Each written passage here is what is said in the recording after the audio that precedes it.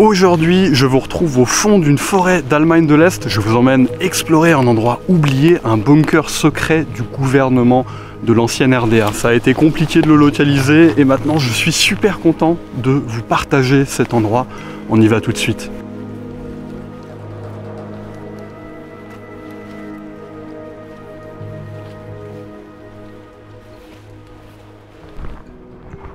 Ok, c'est là-dedans qu'on va rentrer.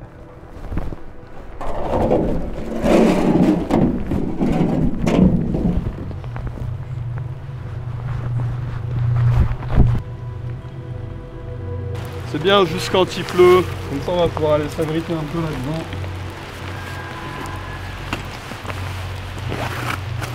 Partie chiante, c'est toujours le sac à dos.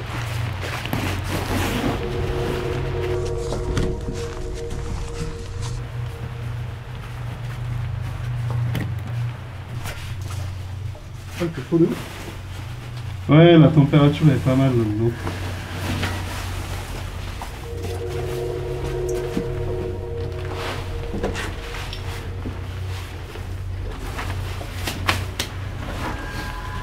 Je vais vous emmener explorer ce bunker de protection civile qui avait été construit pour abriter les familles des membres importants du parti du SED, le parti d'Allemagne de l'Est.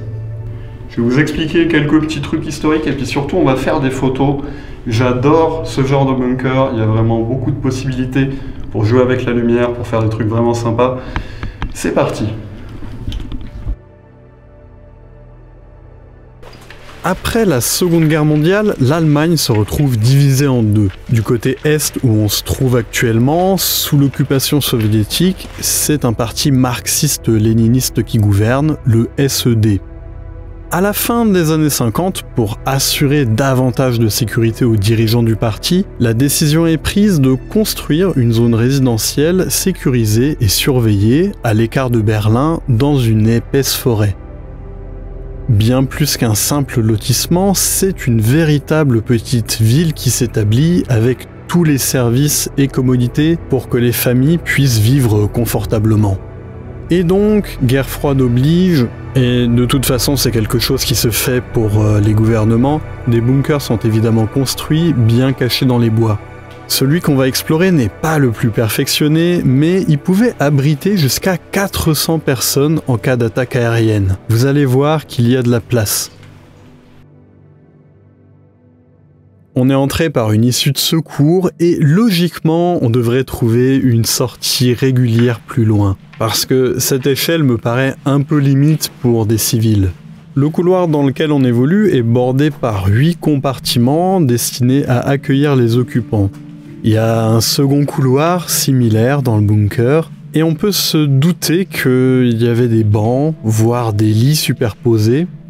Donc imaginez vous retrouver en catastrophe, ici, sous terre, dans cet espace réduit, sans forcément savoir quand une sortie sera possible. C'est un poil austère comme condition.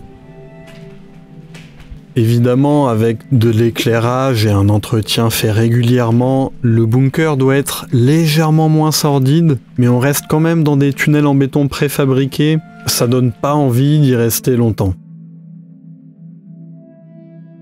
Ce n'est pas un bunker anti-atomique, il est pas très profond, et même contre un bombardement classique, la protection est limitée. Mais comme son emplacement était isolé dans les bois et d'ailleurs top secret, il y avait peu de chances qu'il soit visé directement par des bombes.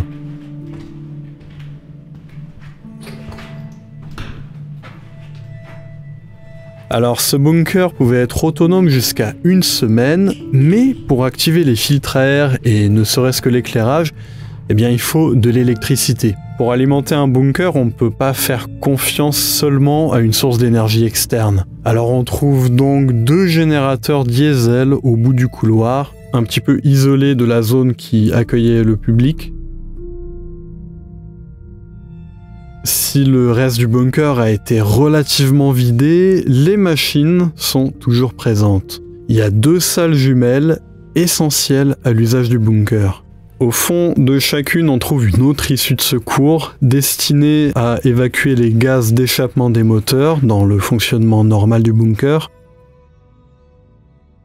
Alors bien évidemment, il manque beaucoup de composants qui ont été soit pillés après l'abandon du bunker, soit déjà emportés avant qu'ils ne soient plus utilisés. Mais on voit encore bien les joints d'étanchéité sur les portes blindées. C'est plutôt bien stylé ce bunker, c'est le genre d'endroit que j'apprécie. On va en profiter pour faire quelques photos. D'ailleurs, avant qu'on se lance à faire des photos, je voudrais remercier Loris qui était avec son appareil argentique. Il a aussi tenu la caméra pour certains plans. Voilà 2 photos qu'il a fait dans le bunker. Vous trouverez le lien vers son Instagram dans la description. C'est ici qu'on bosse.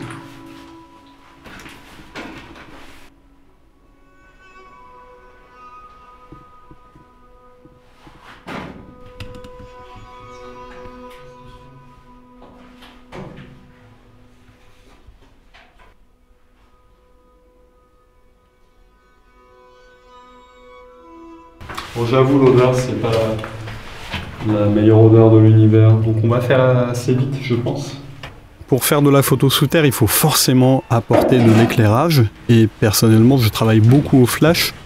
L'avantage du flash, c'est que tu t'affranchis complètement du temps. Tu peux vraiment aller shooter à 1/200e, 1/160e, et réajuster avec ta lumière continue si tu as besoin.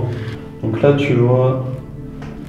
Je peux gagner vachement de temps en shootant. Ça me fait un workflow qui est vraiment abstrait, mais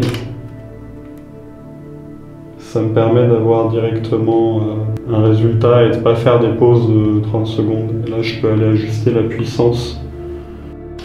Tu vois là, si je vais augmenter la puissance de A, j'ai pas besoin de me déplacer. En raffinant un peu le cadrage et avec un flash de plus, on a un résultat qui me plaît. Ça fait des années que je shoot au flash et à force, je les place un petit peu à l'instinct. D'ailleurs, je suis revenu dans ce bunker avec une amie et on a justement fait une photo avec le tube LED que vous voyez dans la vidéo. J'en profite pour vous rappeler, si vous voulez soutenir mes projets, il y a ma boutique en ligne qui est disponible avec plein de photos de nuit et de jour qui sont trop stylées et que vous pourrez donc accrocher chez vous tout en soutenant la chaîne. C'est imprimé sur le meilleur papier, ça se passe sur shop.urbarto.com, le lien est dans la description.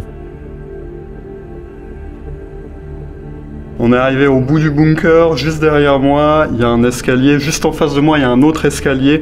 C'est très commun pour les bunkers d'avoir plusieurs sorties pour évacuer en cas de destruction d'une des sorties. Et là, pour le coup, c'est assez commun d'avoir des escaliers jumeaux comme ça, et donc, en cas de destruction de cette entrée qui est assez évidente, il y a les sorties de secours, dont celle par laquelle on est passé pour accéder au bunker.